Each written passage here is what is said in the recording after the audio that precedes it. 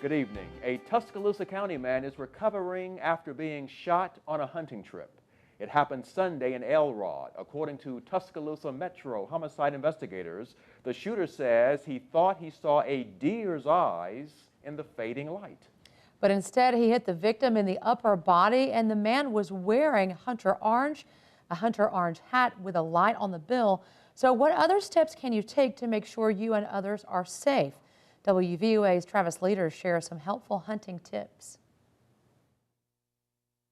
Conservation Officer Elliott Waters says to be on the safe side, you better know what you're shooting before you aim and fire. Before you pull that trigger, make sure you positively identify your target, simply because, once you pull that trigger, you can't call that bullet back.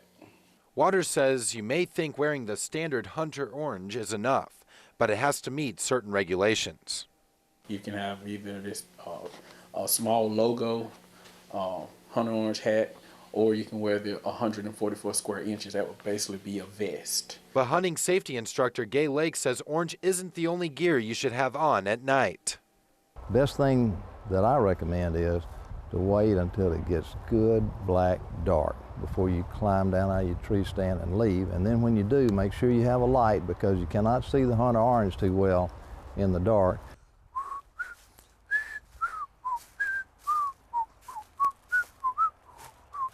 All you have to do is start whistling, and maybe the guns will stop firing. Make a little noise when you leave. Do a little whistling, or, call an owl or something on your way out. Both Waters and Lake say you should attend hunter safety classes before going out in the woods. Reporting in Tuscaloosa, Travis Leader, WVUA News. Investigators say an Alabama conservation enforcement officer issued 3 citations to the shooter. This case is still under investigation. 2 University of Alabama students are lending a helping hand in Tuscaloosa tornado relief. Freshmen Michael Thomas and Andrew Sprisser were in high school when the April 27 tornado hit in Tuscaloosa. Now they are helping with recovery efforts in West Alabama by selling T-shirts they designed. They have sold 1,000 shirts and raised nearly $5,000. And the money from the shirts will be donated to the American Red Cross West Alabama chapter. The students say their goal is to bring hope to the community. You can wear it to a football game and people will see it and they'll love it, and they'll know that people are still believe in this great city and this great state, and really that anybody can make a difference. Right now they have sold out of the T-shirts but plan to make more soon. And to find out more, log on to Facebook and type "Pray for Alabama" T-shirts. The holidays are supposed to be a season of joy, but for some, the stress of meeting all the demands can cause those holiday blues. Counselor Dick Hastings says getting everything ready for the big day can have some people feeling under the gun, and that brings about feelings of stress. Hastings says the cost of living, the state of the economy, also unemployment, all those factors that can create some stress during the holidays. In the midst of all of the activities going on, there are feelings that we haven't experienced throughout maybe the course of the year that are becoming more pronounced now with the holidays. Hastings recommends just a few things to help avoid the holiday blues. He says it's important to acknowledge your feelings. The season lasts longer than one day, so he says be sure to pace yourself.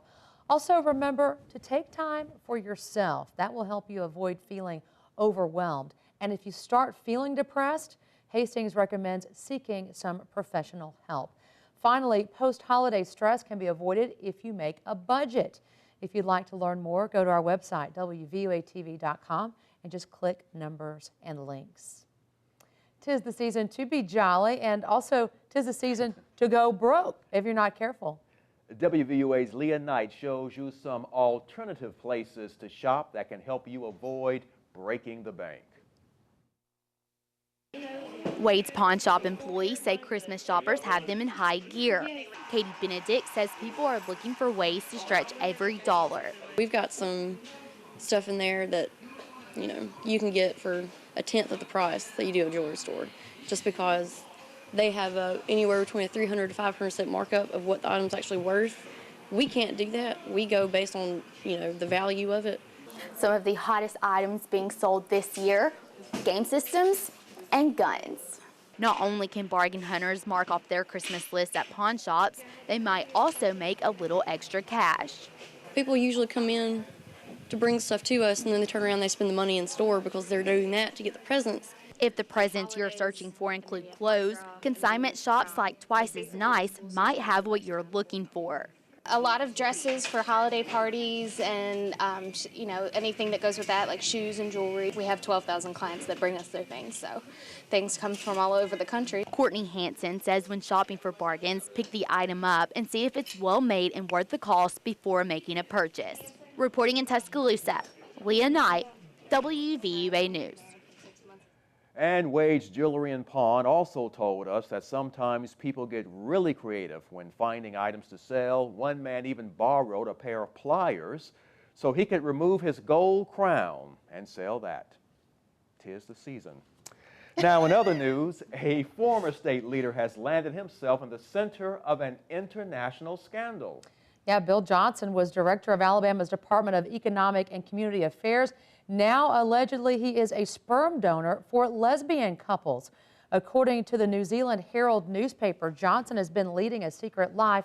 The Herald reporting that Johnson has been working in New Zealand to help with earthquake recovery, and during that time, they say, Johnson discussed donations with around 9 women. 3 are supposedly pregnant right now. Johnson, who is married, is quoted in the paper as saying he made those donations because he wanted a child of his own. His wife, Kathy, has 3 children from a previous marriage. The paper reports Kathy Johnson did not know about the donations until a few months ago. Johnson and his wife both served as members of former Governor Bob Riley's cabinet. New at 6, Alabama's Attorney General is speaking out about the U.S. Supreme Court's decision to rule on Arizona's controversial immigration law.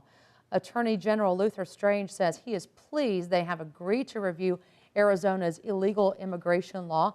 Alabama's new law is similar to the one passed in Arizona earlier this year, and Strange is currently defending the Alabama law against legal challenges. He says Alabama supports Arizona in its litigation. Strange says he believes the court will uphold the Arizona law, which will make it easier for a federal appeals court to uphold the Alabama law. Also new at 6, Alabama could soon be considered one of the top 3 automaking states in the country. Alabama is currently ranked number 5 nationwide, but is expecting a boost with planned expansions at the Honda, Mercedes, and Hyundai plants here in the state. Officials say the state's annual auto production is expected to reach near 900,000 in the next few years. The state didn't even have a large automotive industry prior to 1997, when Mercedes began making sports utility vehicles in Tuscaloosa County.